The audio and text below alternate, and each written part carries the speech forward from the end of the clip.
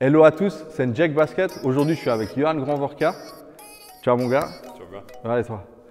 C'est un joueur de l'équipe suisse et de Union Neuchâtel en Ligue A suisse. On va aller à sa découverte aujourd'hui. On va faire des challenges aussi, dribble, rencontrant et puis horse.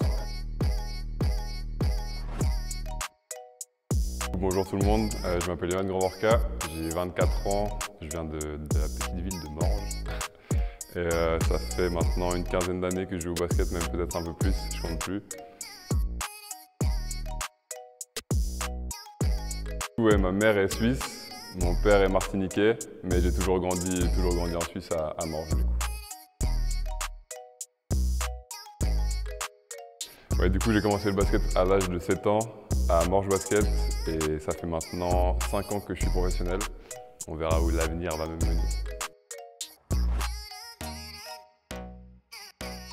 Et tu es passé en centre de formation en France aussi? Ouais, j'ai fait 4 ans à Nancy, au SLUC Nancy Basket.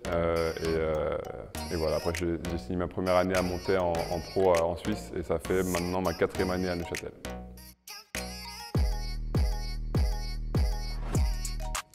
Alors maintenant, on va passer à la partie challenge. On va commencer par un horse, c'est en concours de shoot. Vous allez comprendre assez vite le fonctionnement.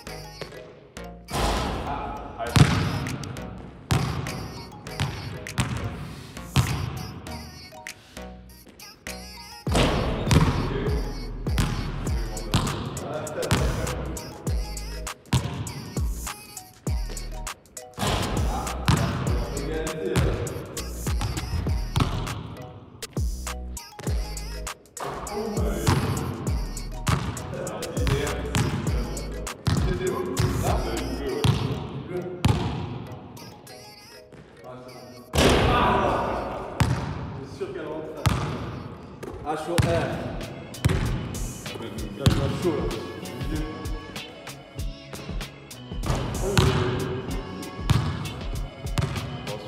Ah là.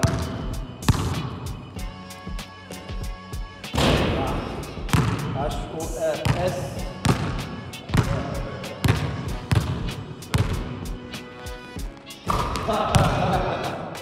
Là, il est sûr que je vais louper là. Le pire.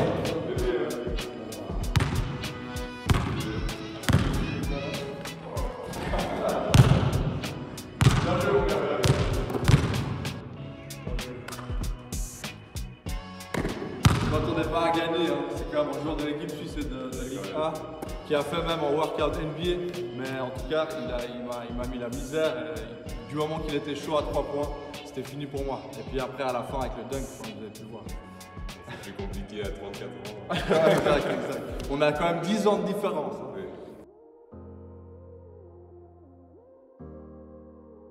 Hein. Du coup, j'en ai deux, je pense. C'est quand j'ai été champion de France Espoir avec Nancy, justement, et on avait un super groupe, et aussi bien collectivement qu'individuellement, ça nous a vraiment, on a vraiment passé de très bons moments. Et aussi quand justement je suis allé à Phoenix pour faire les workouts, et c'était vraiment une expérience incroyable. Et peut-être que je t'en parlerai un peu plus après. D'accord, ok.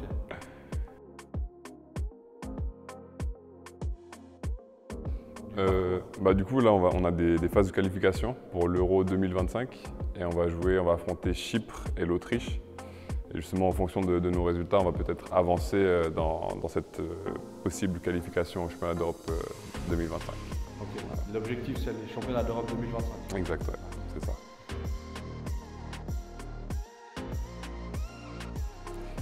Oui, et du coup, pour mes ambitions à moyen terme, je pense que je vais justement essayer de me développer un maximum et pouvoir potentiellement repartir à l'étranger.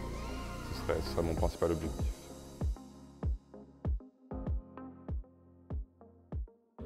Voilà, alors le premier dribble que je vais faire, c'est un dribble qui s'appelle le 2+2. C'est un dribble qui a été inventé par le professeur, la légende du streetball américaine. Donc voilà, je vais faire ça.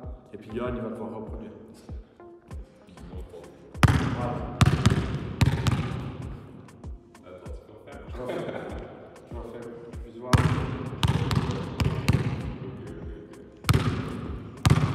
Le droit des essais Oui, 3 essais. Oui, c'est juste, mais il faut le tirer un peu plus bas.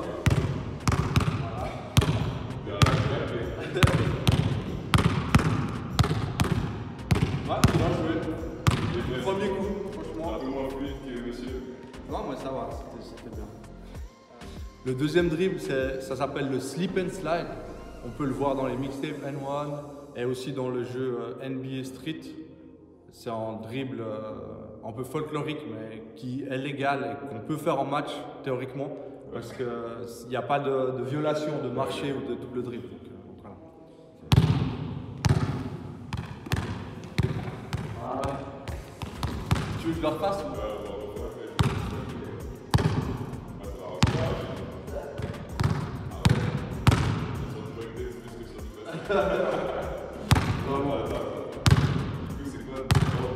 Non, dribble entre les jambes, ensuite tu poses le genou à terre, après tu fais un speed un peu. Essaye.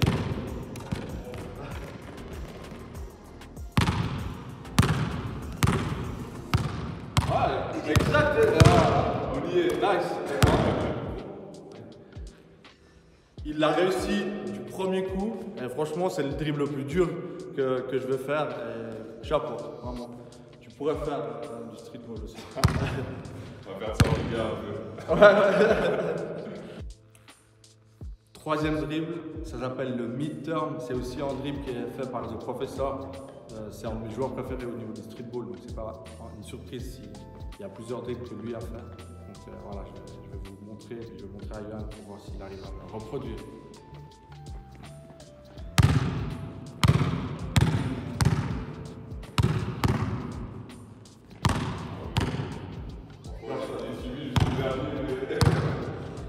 Comme ça.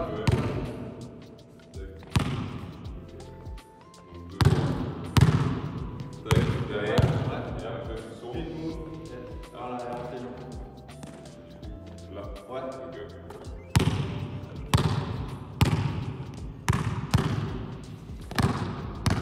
Ouais. Quasiment. Vraiment un chapeau. En dribble, enfin c'est pas en dribble du coup, ça c'est en mouvement. Je pense qu'il ne devrait pas avoir trop de peine à le faire. Je crois que tous les basketteurs vont faire ça. Je suis pas sûr. Donc tu tournes. Hop là. Soit tu peux tourner comme ça. Attends, sache que tu vois le goulag, ça, je maîtrise pas non plus. Le goulag. Ah. Donc je crois que celui-là c'est mort. Ok, bon bah du coup c'est loupé pour celui-là. Et du coup le dernier, c'est assez simple, franchement là, j'ai gardé quelque chose d'assez simple dans la main.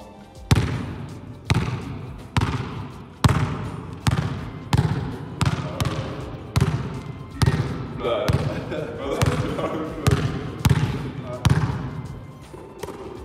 Ok, bah merci Yohan, franchement bravo, t'as réussi à en faire 4 sur 5.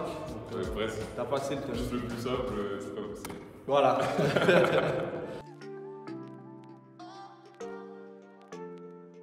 Bah, du coup, en fait, c'était quand j'avais 20 ans. J'avais justement été champion de France Espoir, j'avais fait l'équipe de France U20 et ça m'avait permis justement d'avoir cette opportunité de faire des workouts avec eux. Et en fait, t'arrives là-bas, déjà ils te mettent bien dans un hôtel vraiment incroyable, tu peux prendre room service, tout ce que tu veux et tout. Okay. Donc franchement déjà ça te met bien et puis après le lendemain matin à 10h, 10h30 je crois, c'est 1h30 d'entraînement, de workout, il y a 6 joueurs Dans ces 6 joueurs-là, il y en a 3 qui sont allés en NBA. Du coup, c'était un niveau assez relevé, quoi. Vraiment une expérience incroyable. L'entraînement était très très dur et justement, ils essaient de te pousser à ta limite pour voir ce que tu peux leur donner.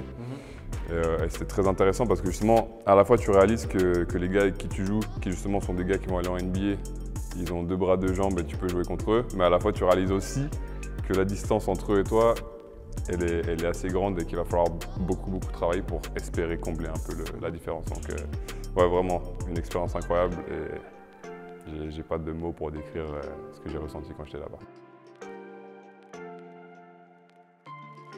Et aussi ma passion principale, je pense, c'est la musique. J'écoute tout le temps de la musique et voilà, on peut dire que c'est ma deuxième passion. Est-ce que tu fais un peu de rap ou tu fais... Non, je fais pas, j'écoute juste. Plus un client qu'un producteur, tu vois. Ok, bon maintenant du coup on va finir avec les rencontres.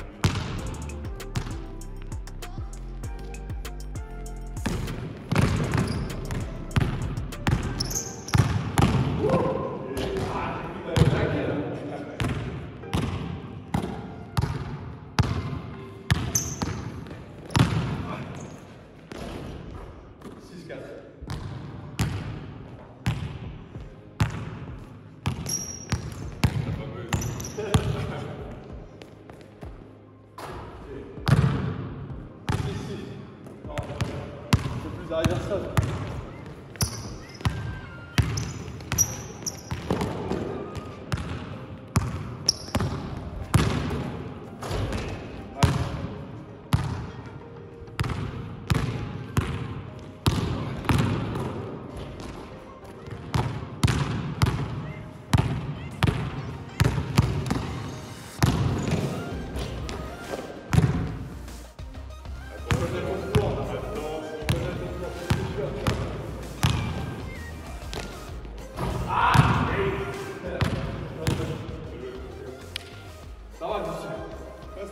Je me suis encore assez bien débrouillé. Le cardio, il est pas mal encore. Ouais, ça va.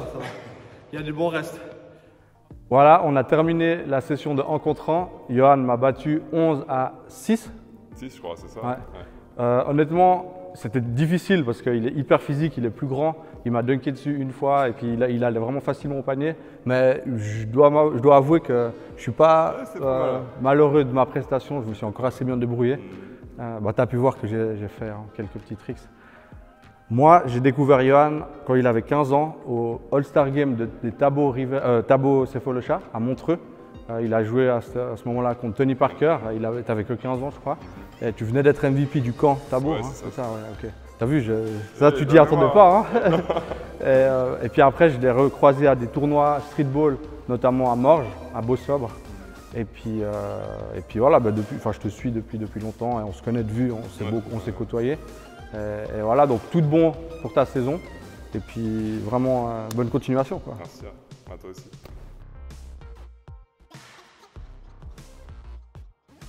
Du coup, premièrement, merci Val. Ça m'a fait super plaisir d'être là. Je trouve que c'est un beau projet. Je trouve que c'est très intéressant. Et comme tu as dit, on se connaît depuis longtemps, mais c'est la première fois qu'on se voit vraiment pour de vrai. Et ouais, personnellement, ça me tenait à cœur de venir ici et de t'encourager dans tes projets parce que c'est le genre de truc qui manque dans le sport en général en Suisse. Et je pense que ça, c'est une très bonne idée. Merci, monsieur. Yes, merci.